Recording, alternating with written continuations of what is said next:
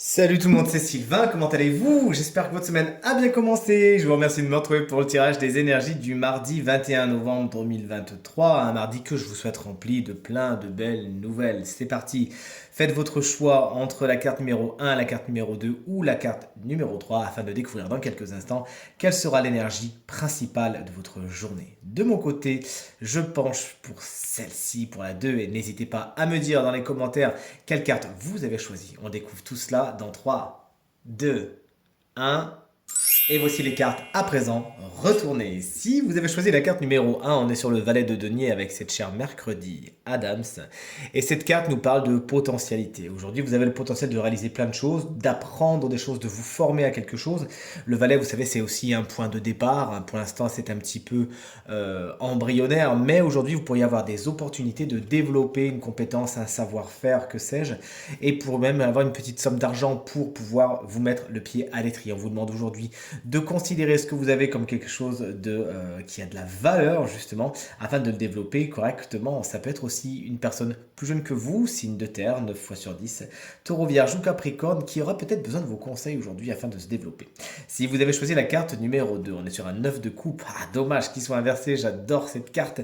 Et le 9 de coupe, lorsqu'il est à l'envers, on parle d'insatisfaction, on parle de gourmandise. Attention justement à la gourmandise aujourd'hui et aux excès en tout genre. Vous pourriez être insatisfait parce que vous n'avez pas assez de, vous n'avez pas suffisamment de, etc., etc.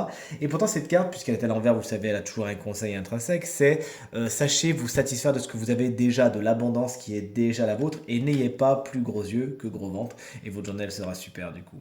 Et si vous avez enfin à choisir la carte numéro 3, on est sur un roi, carrément, le roi de coupe. Lorsqu'il est inversé, on vous invite à faire attention à votre émotionnel. Effectivement, aujourd'hui, vous pourriez être un peu lunatique, un peu tout feu tout flamme au début, puis après ça retombe comme un soufflet.